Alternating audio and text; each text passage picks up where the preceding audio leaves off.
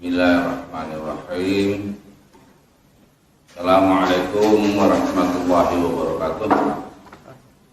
Alhamdulillah. Nahmaduhu wa nasta'inuhu wa nastaghfiruh.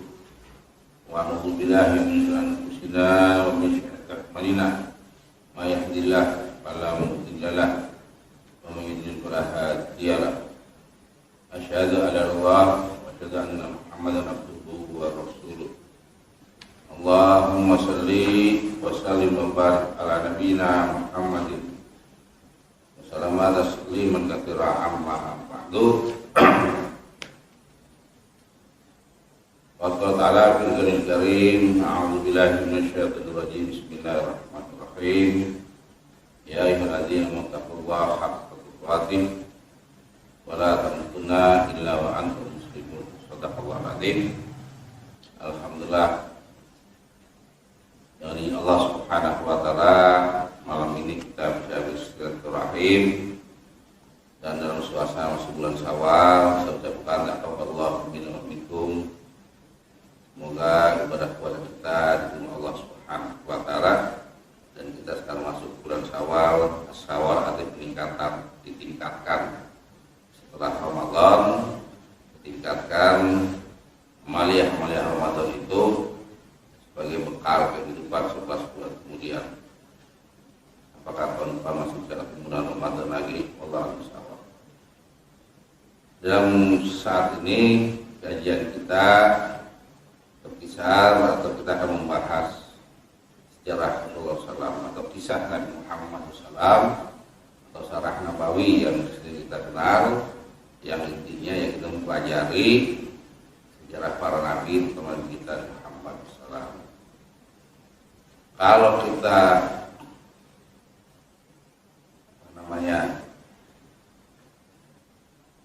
pelajari, kita pahami sejarah itu berkata sajaroh artinya pohon, ya, sajaroh dari pohon. Jadi kalau ada pohon mangga sebut aja, itu daunnya daun apa? Daun mangga. Rantingnya ranting mangga, kembangnya kembang mangga, sampai batangnya batang mangga, sampai ke akarnya pun disebut akar mangga, nggak lepas dari pangkalnya. Jadi kalau kita belajar sejarah Nabi Muhammad SAW, berarti kita belajar seluruhnya, ya kan? Tidak parsial, sebagian. Kenapa? Tujuannya adalah sebagai para Quran mengingatkan kepada kita semua, a'udzubillahi minasyaitonir rajim, qul la naqussu 'alaika min anba'ir rasul, dan tidaklah kami ceritakan kisah para nabi dan para rasul itu tidak lain adalah untuk menguatkan, mengokohkan, ya kan? Sehingga dengan kuat dan kokoh itu kita bisa mengambil pelajaran semua. Maka kita sebagai muslim, sebagai mukmin sangat penting sekali mempelajari sejarah Nabi kita Nabi Muhammad SAW. Dalam pertemuan pendahuluan ini, tentu kalau kita belajar sejarah Nabi, kita bukan saja belajar dari kelahirannya, ya, ke maulidnya Nabi, tetapi juga mempelajari kondisi bangsa, ya kan? Nabi Muhammad orang Arab, bangsa Arab, baik secara kultural, budaya atau geografis tempat tanah Arab itu sendiri, dan juga sosial politik yang ada, itu semua nggak lepas dari itu. Dan juga kita pelajari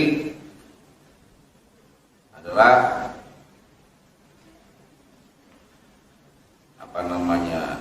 perang, ya kan? Sebelum kelahiran Nabi, di mana kondisi Arab atau masyarakat Arab pada saat itu. Itu yang perlu kita tahu, sehingga Nabi diturunkan di situ, di mana kondisi orang-orang tersebut sudah sebut zaman jahiliyah. Jahiliyah di sini bukan berarti mereka bodoh, bukan. Arti jahiliyah bodoh kalau tidak mau menerima ajaran Islam, tidak mau kembali kepada kalimat tauhid, tersebut jahiliyah.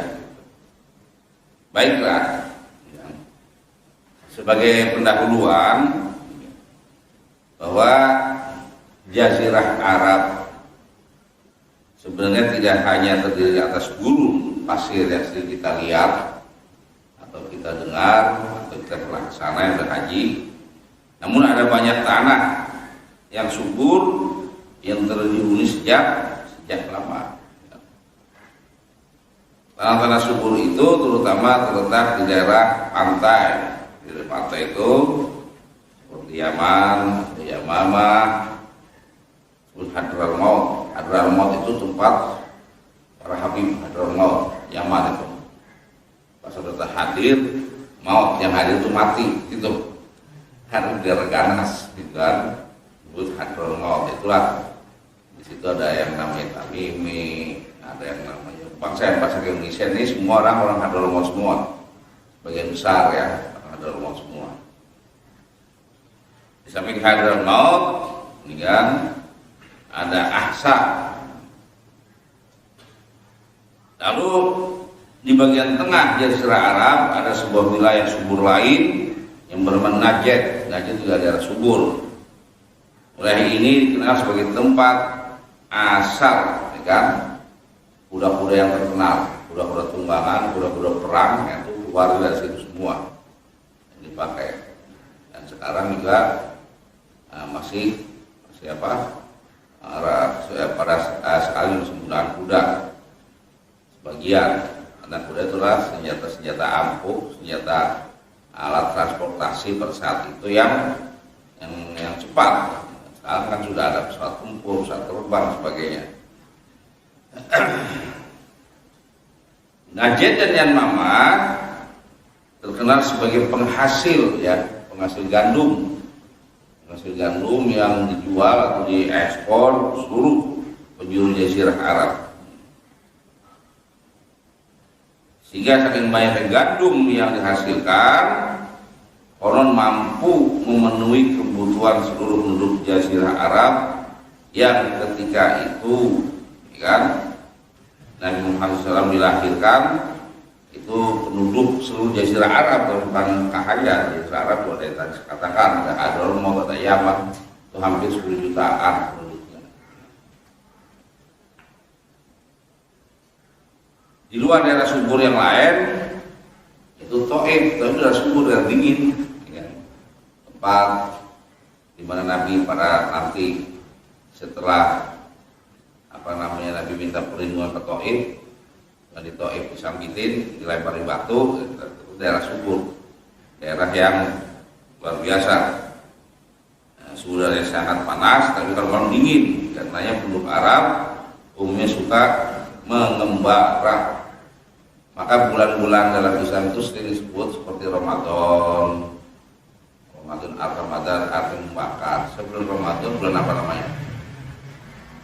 Bulan Ruah, bulan Sa'ban, Su'ub itu artinya suku-suku, di mana Ramadan nanti panas membakar, dan sebelum masuk bulan yang panas itu suku-suku itu cari tempat-tempat untuk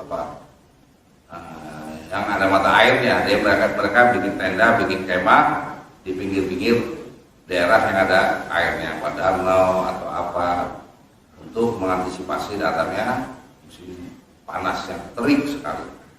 Itu Ramadan. Ramadan, mereka mencari daerah-daerah itu untuk berlindung. Dan di samping itu penduduk Arab juga selain transportasi yang mudah juga menggunakan transportasi yang umum dipakai, ciri khas kendaraan padang pasir yaitu unta. Unta adalah kendaraan yang sangat diandalkan oleh masyarakat penduduk gurun pasir itu. Kenapa Allah menciptakan, maka dalam Al-Quran disebutkan Apalah yang turuna ila ibili kaifa khuliqat. Apa tidak perhatikan bagaimana Allah menciptakan unta diciptakan. Ya. Unta itu binatang gurun yang luar biasa.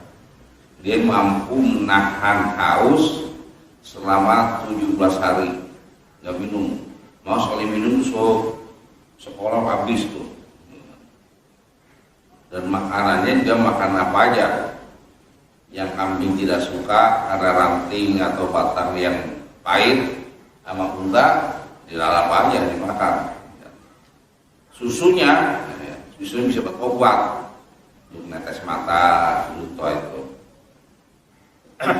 Korannya juga digunakan untuk bahan bakar. Yang kering-kering itu unta dibakar, kotorannya untuk kayak arang jadinya, kayak arang itu bisa bahan bakar. Samping bulunya dan kulitnya digunakan untuk pakaian, dirajut, kulitnya dipakai sepatu dan sebagainya. Tapi unta jelas luar biasa, binatang yang nggak pernah pakai masker, tapi nggak kemasukan debu. Yang kita pakai masker ya, unta mah enggak, itu kehebatan. Maka Allah menjelaskan tentang itu supaya manusia mengadakan penyelidikan tentang anatomi daripada unta tersebut. Camel dalam bahasa Inggris itu. Dan unta mampu mencium air sepanjang 7 kilo. Dia nyium di sini 7 kilo ada air, ke sana tahu tuh. Luar biasa itu, ada sumber air apakah lumpur atau danau apa, tetap dia tahu itu. Itu salah satu kelebihan daripada unta. Itulah daerah yang dimana kultur situ kondisi Arab. Lalu samping itu kita ke Mekah. Ya. Di kota Mekah ini terletak sebut Baitullah Ka'bah.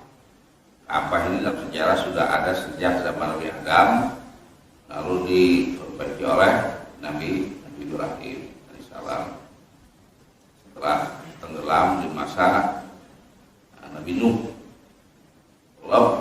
Kan? Jadi awalnya Nabi Adam pada saat turun ke bumi itu nggak tahu kalau itu naik apa, enggak.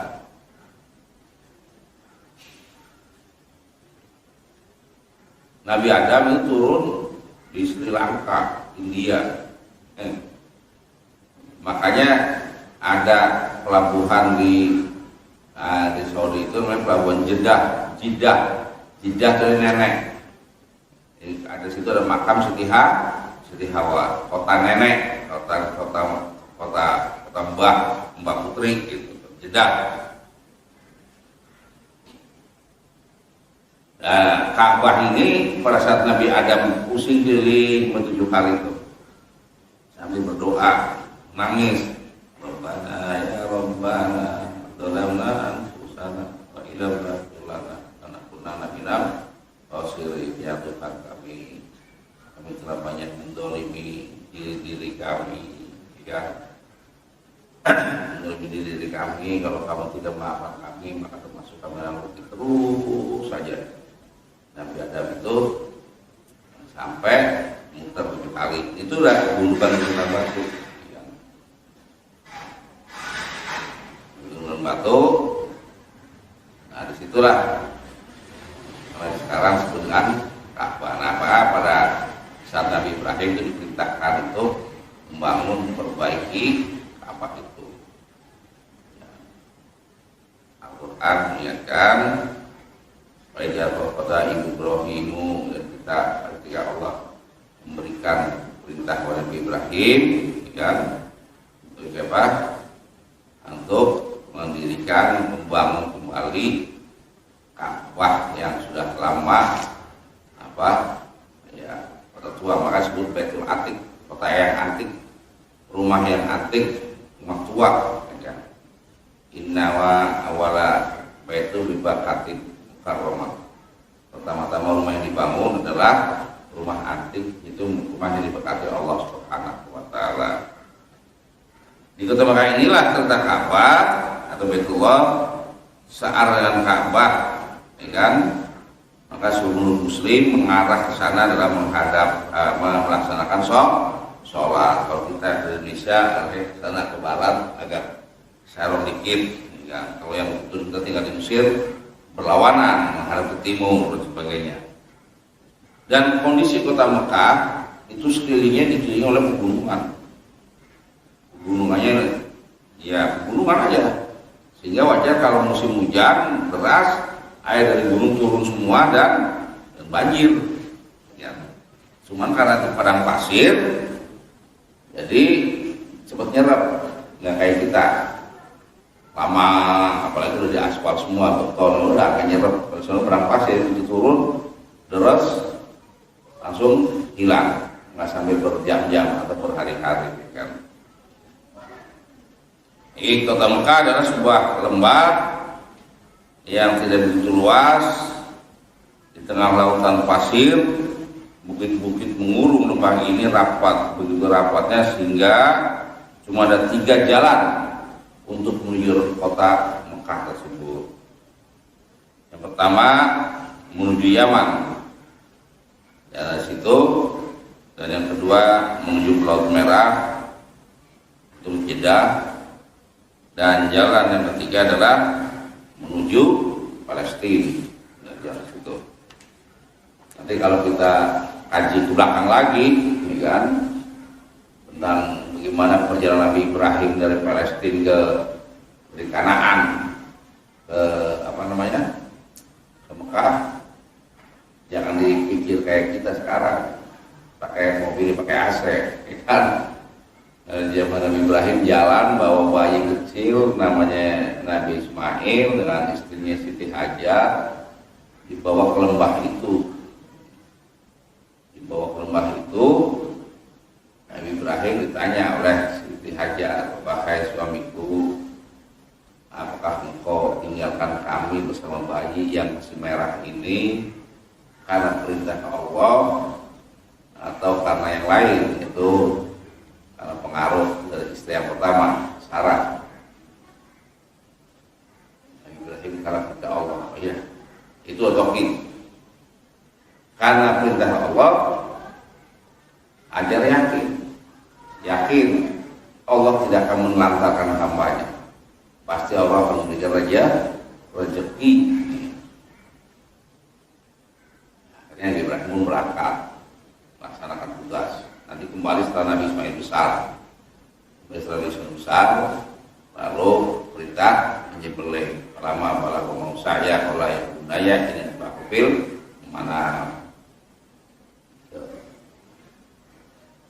Jadi ceritanya sejarahnya agak lucu emang, tapi ya itu yang historis. Pada saat Nabi Ibrahim berangkat, Siti Sarah Hajar air katanya kering.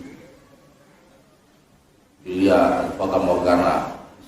Kalau kita lihat kepanasan itu, lihat aspal kan menguap tuh kayak air. Begitu pada pasir, saking panasnya dilihat air. Didatengin, buka, lari lagi ke sana. Dari Safa, Marwah. Dan itu bukan, ingat pada anaknya yang ditinggal di bawah bukit, balik lagi sampai 7 kali. Maka kalau kita haji atau umroh, kita sa'i itu lari kecil, jalan lagi, jalan lagi. Kayak lari kecil gitu, kayak seperti ibu-ibu atau kita yang mohon maaf kebelet pengen buang air, lari kecil berhenti lagi, lari kecil terus saja, kan nggak digas larinya. Itulah begitu kembali Nabi Ibrahim Sarah, dilihat di bawah kakinya Nabi Ismail itu ada rembusan air, disangkanya ngompol apa pipis. Tidak mungkin. Misalnya ngompol dikorek-korek lagi makin terus jam kumpul pikir ini gundukan air dari pasir, air makin banyak gitu. Kayak kita mau kalau ngaduk semen kan pasir pinggir tuh diaduk, kumpullah air besar, kayak mau makin besar tuh air. Udah tenang lah karena air harus bermata air gitu. Bermata air dimanapun hidup kita harus memerlukan air tersebut. Kita 70 30% itu air, tubuh kita itu 70% air, ya kan? Itu setelah Nabi Ibrahim pergi, di situ banyak kabilah-kabilah yang berlalu dari Yaman, dari Palestina itu mampir ambil air perbekalan untuk melanjutkan perjalanan berikutnya. Mereka ambil perbekalan. Nabi Ibrahim mikir, dulu saya punya anak kecil di sini, datang ke daerah itu. Dulu saya punya anak kecil namanya Ismail. Ke daerah sini udah jadi ramai, banyak musafir kabilah-kabilah yang datang untuk mengambil perbekalan sampai sore, menjelang sore ya menjelang maghrib lah. Nah, Ibrahim duduk, ditanya Ismail anaknya, bapak nyari siapa, nunggu siapa, kabilah kalau gini aku udah ada yang lewat lagi, pedagang aja, kalau orang Arab kabilah itu pedagang robohan tuh, nggak ada yang lagi, enggak. Kalau boleh saya hidup malam dulu, karena dulu saya punya keluarga, saya tinggal di sini. Terus kan jadi ramai, apa keluarga saya masih ada atau di makan binatang buas, ya kan? Oh, kalau itu tunggu Pak, tunggu sebentar, saya tanya ibu saya, bapak namanya siapa? Saya namanya Ibrahim. Bu, ada orang namanya Ibrahim, gitu Pak. Saya dulu punya keluarga di sini. Oh iya, jadi nyariin. Kata saya aja itu bapakmu, bapak saya. Wah, bukan, ceritanya nginep udah malam. Udah cerita. Tahu dapat perintah dari Allah. Coba bayangin, lama nggak ketemu, lama mau saja. Terkadang itu menyerang balik. Yang baik yang dewasa, ya kan? Karena antara 15-an itu dapat perintah untuk mengorbankan, menyembelih. Oh ya bunaya, ini adalah manam. Saya bermimpi menyembelih panggung mada taruh. Bagaimana pendapatmu? Anak Ismail menjawab, ya bakti wahai bapak, laksanakan apa yang diperintahkan Allah. Insyaallah insyaallah saya termasuk orang yang sabar. Itu udah singkat cerita nih sebelum masuk ke sini. Nabi Ibrahim laksanakan perintah lah, penyembelihan kalau diganti dengan seekor kibas pada Allah. Terus Ibrahim pergi lagi sama Nabi Ismail sudah punya keluarga. Ibrahim datang kepada istrinya, Assalamualaikum, Waalaikumsalam. Apa di rumah Ismail? Betul Pak. Bagaimana? Nggak tahu orang masuk, nggak mau istri Ismail. Duduk aja di teras, nggak dikasih air, aqua, gitu. Saya ini Ibrahim, bapaknya Ismail. Oh iya. Terus saya mau tanya bagaimana tentang kehidupan Ismail sehari-hari. Ya dia ke dakwah, tapi ya begitulah. Ngeluh istrinya, ngeluh, ya kan? Ngeluh, terus apa namanya? Ya pokoknya ngeluh lah, ngejelekin lakinya aja suaminya, gitu kan? Ya apa penghasilnya pas-pasan. Kalau sekarang bilang itu ya masih pas-pasan, nggak cukupi ini itu sebagainya. Oh, ya udah. Saya mau pergi lagi, tapi saya pesen sama sampaikan pesan saya pada Ismail apa? Buset itu dibuka, dirubibun diganti. Buset itu diganti. Oh betul, ya. Udah. Nabi Ibrahim pergi. Ismail gak lama kemudian pulang. Ceritalah si istri itu bahwa tadi ada orang tua namanya Ibrahim, cerita, kan? Saya ceritakan apa adanya dan pendapatan. penghasilan, ya kan. Terus dia pesan, kirim salam. Dia hanya pesan kepada saya agar kusen pintu ini diganti. Itu artinya syarat dari bapak saya bahwa saya harus menceraikan kamu. Jadi wanita itu seperti pintu, apa aja masuk, berita baik, berita buruk masuk semuanya. Dan cerita Nabi Ibrahim menceraikan dan Nabi Ismail menceraikan dan nikah lagi dengan wanita lain. Nggak lama kemudian datang Nabi Ibrahim. Datang kepada rumahnya Nabi Ismail, biasa, assalamualaikum, waalaikumsalam, warahmatullahi wabarakatuh. Silakan Pak, masuk Pak. Nah, itu masuk, kasih air. Bapak siapa? Saya orang tuanya Ismail. Oh iya Pak, ini Bapak mertua saya ya. Bagaimana pendapatan hari-hari Ismail ini? Alhamdulillah Pak, sedikit banyak kita syukuri aja, dan berusaha dan dakwah itu berjalan. Ya, alhamdulillah, pokoknya nggak ngeluh lah pokoknya. Nah, setelah itu Nabi Ibrahim bilang, udah saya permisi, besok saya akan datang lagi, minggu depan saya datang lagi ke sini, tolong Ismail yang kemana-mana. Dan saya pesan kepada Ismail, sampaikan pesan saya agar kusen kayu ini diperkuat, dipakul lagi benceng gitu. Lebih bagus di kusen, tinggal kencengin aja. Nabi Ibrahim pergi, Nabi Ismail datang, istrinya cerita bahwa tadi ada orang tua namanya Ibrahim dari bapak, katanya minggu depan mau balik lagi. Oh iya, pesennya itu kusen pintu suruh dipaku biar kuat lagi. Oh iya, udah saya ngerti. Doa mudah. Minggu depan Nabi Ibrahim datang dengan Ismail, salah ya biasa berpelukan. Ismail, saya dapat perintah untuk membangun Ka'bah, bukan merehab, bangunan udah ada, perbaiki Ka'bah. Coba kita bayangin, kayak sekarang kan bata kan banyak cetakan.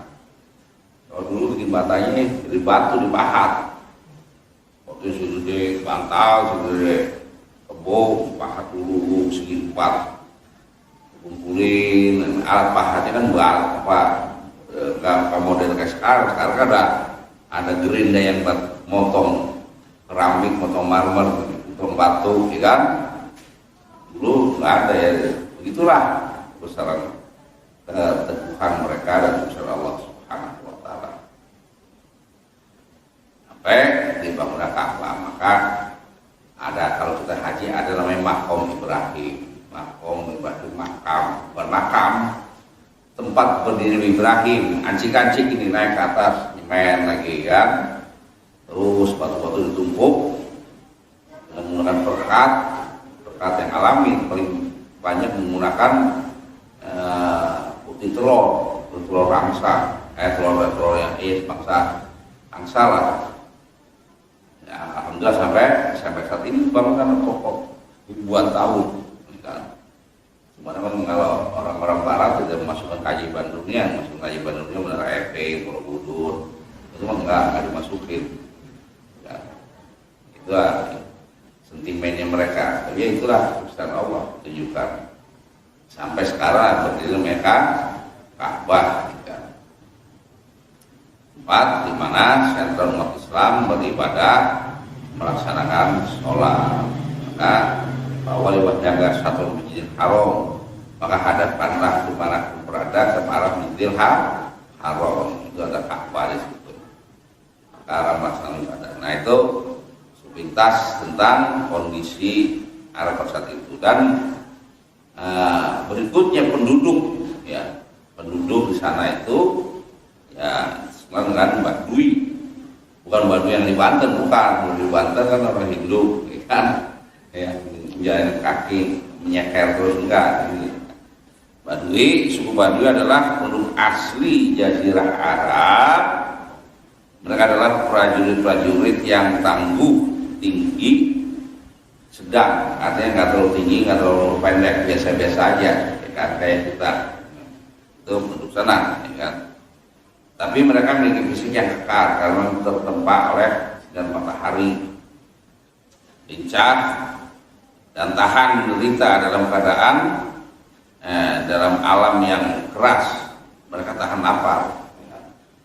Kalau kita makan buah zaitun sedikit satu tuh, kalau saya tanya sono buah zaitun tuh kayak apa sih ya, panjang begini, makan satu aja itu bisa buat seharian nggak lapar itu. Enggak, buatin kalau gitu buatin. Lu makan manis-manis asam, lu kalau dimakan kenyang kan.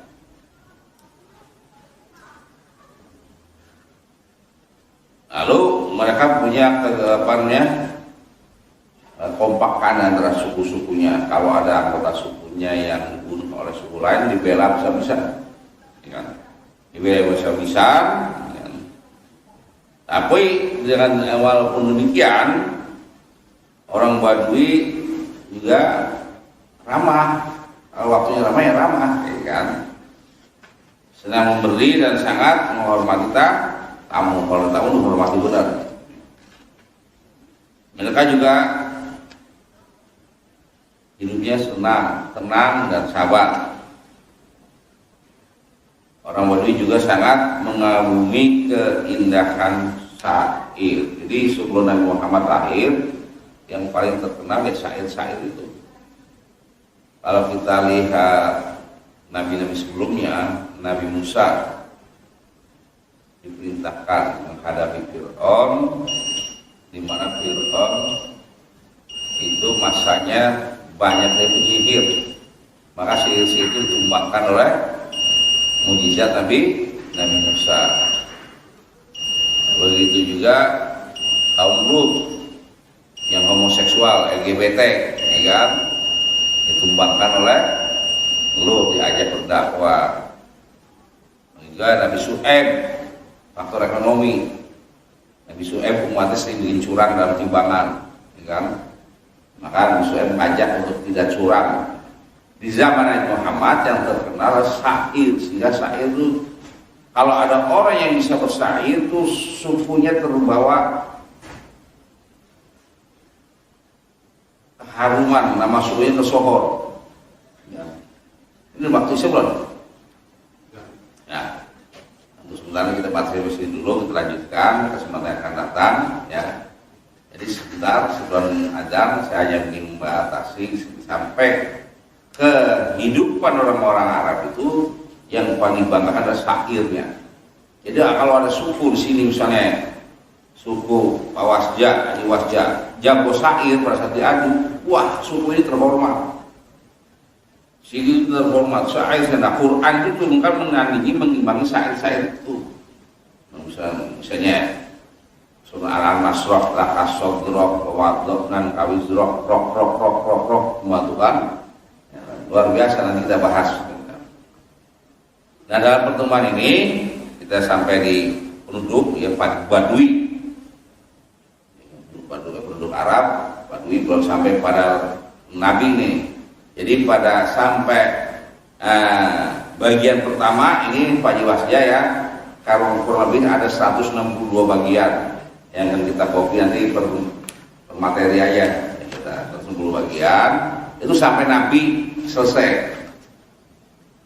Kalau mau dilanjutkan dengan Khalifah Rasyidin, Abu Bakar, Umar, Utsman, nah nambah lagi materi lagi sampai masuknya Islam ke Indonesia, sampai lahirnya Masumi, sampai lahirnya P3, itu kan pada mata Islam. Kita sebut, kita berjuang harus tahu sejarah, ya kan? Kenapa kok Pancasila dengan ketuhanan yang Maha Esa, dasar negara dalam pasal 32 ada 35 dan dasar ketuhanan itu harus tahu kita, ya kan? Besok saya diminta untuk dialog keumatan kebangsaan tanggal 9 hari Sabtu lagi, hari Minggu. Ya udah, sampai sana sini dulu. Mudah-mudahan nih pengantar pertemuan silaturahim kita, dan sementara kita akhiri dengan sama-sama baca doa kafaratul majelis. Subhanaka wa bihamdika asyhadu an la ilaha illa anta astaghfiruka wa atubu ilaik. Wassalamualaikum warahmatullahi wabarakatuh.